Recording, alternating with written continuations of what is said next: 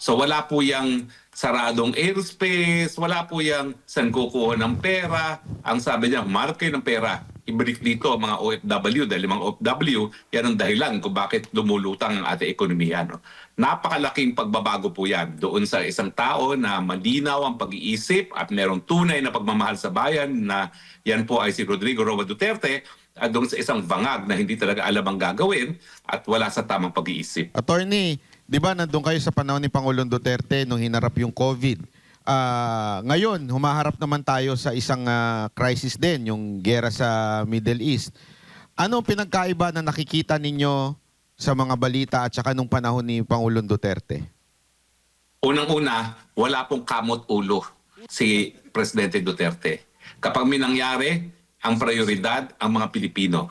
Wala siyang pakialam kung saan kukunin ang pera, pero nung tayo sinalanta ng COVID, ang sabi niya, kumuha ng eroplano. Lahat ng mga Pilipinong mga manggagawa sa abroad, pauwiin, dahil alam ko, wala naman sila magagawa dun sa mga iba't ibang bansa kung naroon sila. No? So wala po yung saradong airspace, wala po yung saan kukuha ng pera. Ang sabi niya, mark kayo ng pera. Ibalik dito ang mga OFW dahil mga OFW, yan ang dahilan kung bakit lumulutang ang ating ekonomiya. No? Napakalaking pagbabago po yan doon sa isang tao na malinaw ang pag-iisip at merong tunay na pagmamahal sa bayan na yan po ay si Rodrigo Roa Duterte at doon sa isang bangag na hindi talaga alam ang gagawin at wala sa tamang pag-iisip. Attorney J. Guevara nga po pala, ano po, total na pag-usapan na yung COVID. Simula ho nung umupo si Pangulong Duterte, ilan po yung utang ng Pilipinas hanggang sa matapos si Pangulong Duterte? Well, hindi ko po alam kung ano yung suma total, no? Kasi hindi ko naman memoryado yan. Pero ang sigurado ako, napantayan na ng 4 na taon ng administrasyon ni Marcos ang inutang ni Tatay Digong. Ang pagkakaiba, inutang ni Tatay Digong yon dahil nga sa panahon ng COVID na kinakailangan pauwi ng mga Pilipino at bumili ng mga kung ano-anong mga bagay medikal, no, para nga maisalba yung buhay ng mga Pilipino, no. So nakikita natin na bagamat umutang si Tatay Digong, yung halos sa kaparehong halaga na ay nautang na ng Marcos administration, pero yung inutang ni Tatay Digong napunta sa pangangailangan ng mga sambayan ng Pilipino noong panahon ng COVID. Attorney, Master Judea, no? Regarding dito sa mga kababayan natin dyan sa Middle East, no? Kung halimbawa, si Pangulong Duterte pa, ang presidente, kasi parang blinded sila ngayon, di alam ang gagawin eh. Kung halimbawa si Pangulong Duterte, sa tingin nyo, ano kaya yung pinakamabilis na aksyon para matulungan ang ating mga kababayan dyan sa Middle East? Unang-una tatawagan yung si Lucio Tan. Lucio, kailangan ko ng eroplano, ibabalik natin ang mga Pilipino natin. Ganun kadali naman yun eh. Magbabayad ng gobyerno, akong bahala dyan, okay? Paliparin mo yan. Tapos kung sasabihin nila na saradong airspace, humanap ng Karatig Airport na bukas dahil meron mang bukas dyan at kumuha ng mga bus at dali yung mga Pilipino doon sa bukas na airport ng say makauwi.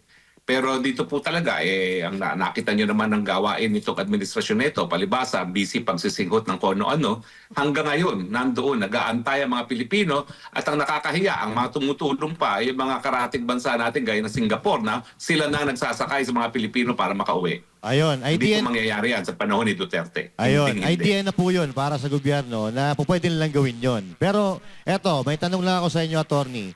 Kasi noong unang flow ng nitong problema dyan sa Middle East, may mga media kasi na parang ano siya credit grabbing nitong mga pagpapauwi ng ating mga OFW na keso, ito ay inisyatiba ng gobyerno, pero yun daw po ay tulong ng gobyerno ng Middle East. So nabulgar po yan dito. Binulgar po ng isang OFW na natulungan galing sa Middle East. Ano po ang reaction nyo doon? Talaga mambubudol naman talaga itong Marcos na ito eh. Kaya naman naging presidente yan, budol king talaga yan eh. No, akala natin sasalba niya ang imahe ng kanyang pangalan, pamilyang Marcos, no? Pero hindi, mas matindi pa pala. At least yung ama niya ay walang bisyo, no? Siya may bisyo. Pero nabalitaan ko nga yan, nakakahiya po yan na wala nang ginawa para sa mga OFW. Nagke-credit grabbing pa doon sa tulong na ibinigay ng mga dayuhang gobyerno gaya ng UAE at ng Singapore. Siguro dapat na ginawa dyan, nagpasalamat na lang siya. Dahil alam mo yun, pag inangkin niya yung credit, parang pinagkaitan pa niya ng recognition yung gobyernong dayuhan na tumulong na sa ating mga mamamayan. Hindi na nga nakakatulong, talagang hindi pa nagpapasalamat doon sa nagbigay ng tulong sa ating mga kababayan. Attorney J. Guevara ulit, mabalik tayo ulit nung kanina kasi tinanong ko kanina kung magkano yung utang ni Pangulong Duterte simula nung una hanggang sa umalis siya sa pwesto. Ngayon po kasi nasa 8.5 trillion na po ang utang ng Pilipinas. 18 pala. 18.5. Ano po bang pinaka matinding dahilan ng isang administrasyon na para umutang siya ng ganito kalaki ngayon katulad nitong nangyayari sa bansa natin?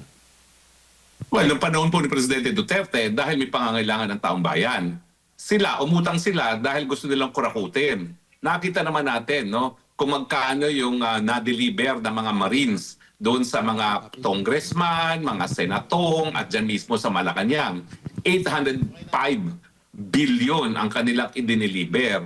Yung sinasabi ni Zaldico, 100 billion ang insertion at nag-deliver siya ng 25 billion dyan mismo sa presidente nating Bangag.